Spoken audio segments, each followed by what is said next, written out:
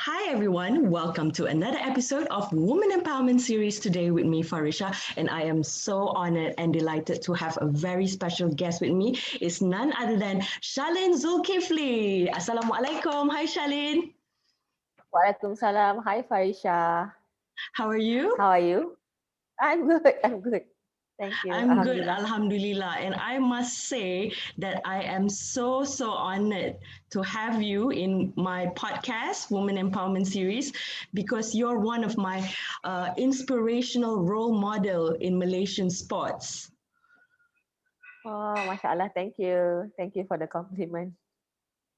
Okay, so this podcast, the objective of this podcast is I want to inspire more Malaysian women to step outside of their comfort zone and also to reach their fullest potential. So, Charlene, can you share us what are the most challenging moments in your sports career and how do you overcome it? How do you overcome those challenges?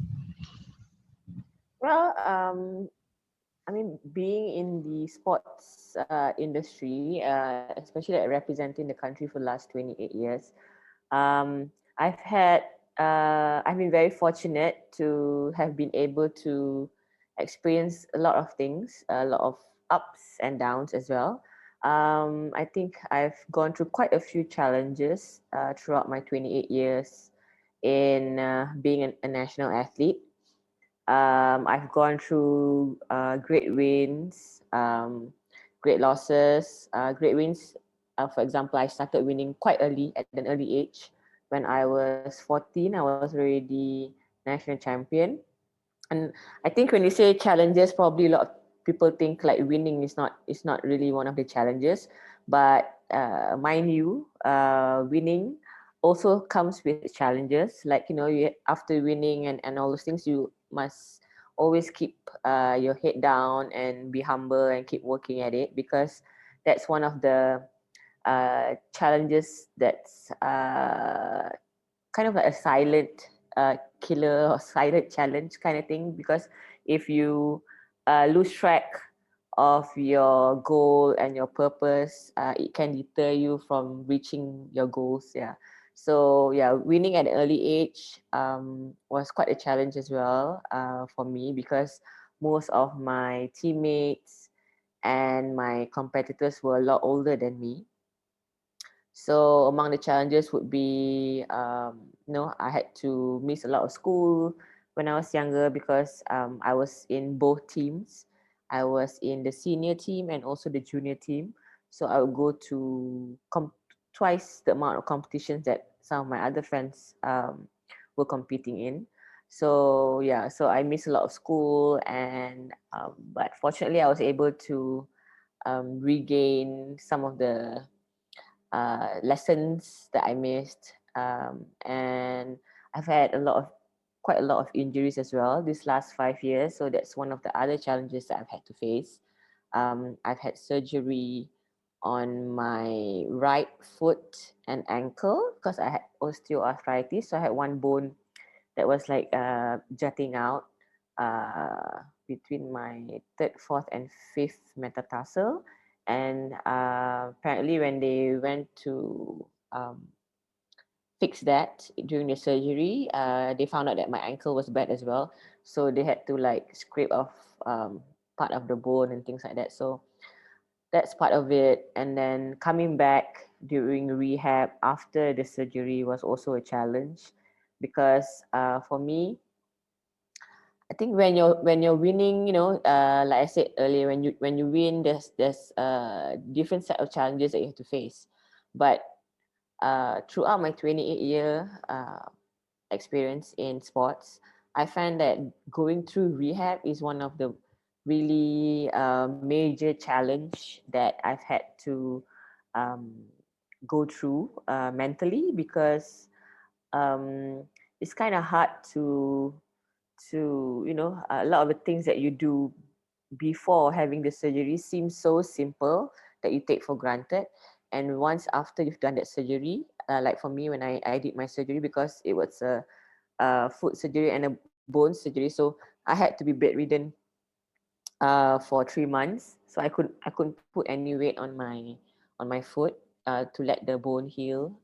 So it was quite tough for me. Those who know me know that I usually like my schedule is kind of crazy because I always run around here and there because I do a lot of NGO work as well, development work in the sport, as well as being an athlete and so on. So plus being a mom, so running around, fetching my kids, my daughter and stuff like that. So going through rehab was tough because there's a lot of negativity that comes into your mind during rehab. That's why a lot of athletes find it very difficult to come back after surgery, because your mind plays tricks on you, and it's kind of hard, for being an athlete where you're so used to doing uh, things fast, and going to rehab, you have to start with small minor exercises, things that you that was so easy to do before, like stand up and like bend and like lunge, when after surgery it's so difficult because it's all the smaller muscle. You have to work all the smaller muscles back to their strength before the surgery. So that was quite difficult, and you had, and the fact that your schedule it's kind of regimented. The exercises, you have to do the same exercise over and over and over again, and it's a lot, like I think about 50 to 100 reps of certain exercises. So it really kind of tortures your mind, and like you'll think, oh, why am I doing this? Why is this so hard? Why should I should just quit now? Is it really worth it to come back after the surgery and things like that? So your mind plays tricks on you. So that's one of the other challenges as well. And also when I was pregnant with my daughter, that's also another challenge because right now female athletes don't get maternity leave. So I had to stop after I was not able to continue my training. So I had to stop for a while, I think when I was 4.5 months, and basically do something else until I could come back and be in the team again. And even after giving birth, the challenges of being a mom, because I had to train when I came back into the team. I had to train every day. And before, when you were single, it's a lot easier. You didn't have any commitments. But when you're mom, your kid is there, and then I didn't have a maid, so it was just me and my husband taking care of our daughter. We bring her everywhere, so it was hard, and I had to, like, when I came back, I told my coach, I'm a mom now, so there's certain things that I might not be able to do and things like that. But I'm very fortunate that my coaches and my association were really helpful, and they were really positive, and they allowed me to bring my daughter for training. She'd sit at the back, sleep in her stroller while I train, and then after I finish training, then she'll wake up. So I think those are among the challenges that I've faced so far over the 28 years. Yeah. Okay, moving on to the next question. What does woman empowerment means to you? I think woman empowerment to me is just being confident in yourself, in your own abilities. Don't be afraid to, to let people see your weaknesses, because sometimes, when you have, everybody has weaknesses, you can't run away from it. Everybody has weaknesses.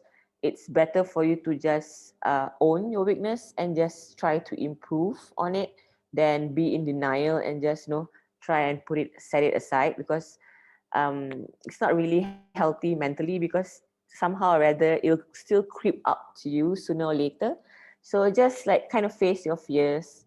And I think you can see that from the female athletes that are representing Malaysia now. You can see that from um, the kids, that are representing Malaysia, like in schools, even my daughter's school. You can see all the girls now are really confident of themselves compared to before, when we feel like, we feel like we are the lesser physically less capable sex and so on. But I think we are very fortunate, females in Malaysia are very fortunate that we've been able to really step up and to prove to our male counterparts that we are also capable of doing what they are doing, and sometimes even better. So that's what female empowerment means to me, just being comfortable in your own skin, your own self, and just face any adversity head on, because that's life. I mean, you can't run away from problems. That's life. Just face your fears and just move on to whatever you set your mind to, whatever your goals are. Okay, moving on to the next question. Who are the most inspirational women leaders that you admire in Malaysia and also internationally? Okay. It's quite a good question. I don't really get asked that question much. Well, I think there's quite a few. I've been fortunate enough, I think in 2008, I met Tan Sri Dr. Jamila Mahmud, the founder of Mercy. I think she does a really, really great job, especially the beginning of Mercy, where they didn't receive a lot of recognition compared to what they are now, and going out and helping all those other people that were having troubles all across the world is something really amazing, I think, for me personally, and I really respect that. In terms of in the sporting arena, I would say one of my the few people, I mean, not few, but like the females that I look up to would be, I think would be one of them would be Professor Datuk Dr. Shamala. She's from UPM, and she's in the Malaysian, I think, vice president of the Malaysian Hockey Federation, and also in the board of directors in the Olympic Council of Malaysia. Because I've been fortunate enough to be able to work with her, because I was invited to become one of the fellows in the UPM Sports Academy, and I really see how hard she works. I mean, lecturing at university and also her work in the Malaysian Hockey Federation and in the UPM Sports Academy. I don't know when she sleeps. She's like an energizer bunny. She's like on top of everything. So in sports administration, I hope that if I do go into that, uh, I would be able to emulate her success and her work ethic, because I really respect people who really are so passionate about sport, and about just getting better each and every day. And I also idolize a lot of my senior female athletes before me. I've read when I was in school, I read about them in my history books, like Datuk Osman, Datuk Marina Chin, um, Nurul Huda. Those are the female athletes that I grew up watching in Malaysia, and they really set the bar high, and like showed all the other kids like me when I was younger that even though you're a girl, you just set whatever goals you want and just work towards it, and you will reach it one day. So in Malaysia, those are the among the people that I look up to. And internationally, I would say Oprah Winfrey, just because just because I follow her show. I know you can She's see how, amazing. She's yeah, amazing. High she's really five. crazy. High five. Yeah. Yeah. She's such an Because I see the inspiration because yeah she has because you gone see, through so much. She has gone yes, through so much and pain. the amount of work, Mm-hmm. philanthropic work that she does, setting up a school in Africa to make sure that the girls there, get the right education and all these things, and just giving back so much to the industry that she loves, and just not not limiting herself to anything, because even though, I mean, since you also like Oprah, I mean, you know that she was abused before when she was younger and she was poor before. So she shows that, she showed us that, anything is possible, even no matter how bad you had it before. If you're not from a wealthy family, if you're not smart, there's nothing that's gonna stop you if you work hard enough to reach your goal. So she's living proof that that is possible, and I think she's just amazing. Yeah. Yes, and she's amazing, and all of the women and girls around the world are Yeah. looking up to her. And she has Yes. the courage, the passion, the Yes. courage, and also she step out of her comfort zone to Yes, reach that's where true. she is today. So she's Yeah, amazing. she is. Okay, and moving on to the last question for today's podcast, Shalin. Okay, what are your advice for the young generation today, the Gen Z? Well, I think they have to find their own passion in whatever they do, and be sincere about it, because sometimes sometimes there comes a time when you will have to sit back and reevaluate your life to see whether you are doing what you love, because sometimes in life, decisions that's not within your control, or just the way things end up, you're not doing what you're passionate about. So I would say find your passion and do everything you can, so that you are able to pursue your passion, work hard, because I've been also coaching the last 20 years, and some of them, I think, they hope that success comes to them easily. You have to lose that feeling of entitlement. Nothing comes free. You cannot just one day, just after 4 years and 4 years training, for example, and expect to become an Asian champion or world champion. It doesn't come that easily. You have to work really hard, put in your time, put in your effort, put in the blood, sweat, and tears needed to be good at something. So yeah, that A is lot one of of the other things. practice. Yeah, a Yes, lot of practice, practice. a Yep. lot of time in anything, not only in sport, in anything that you choose to do. So yeah, you need to put in the work, and just I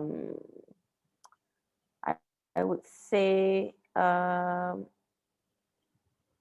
just have the respect for whatever passion that you choose. Because sometimes I see some of the kids, they don't really respect what they're doing, and I think that's wrong, because, like, for example, like you're a sportsman, if your passion is sports, so you have to respect the game that you are in. Like, you can't throw temper tantrums if you are good and stuff like that. So because people will idolize you and look up to you, so you have to have the respect for the game as well, and so that people can see that you're a good role model for the kids and so on.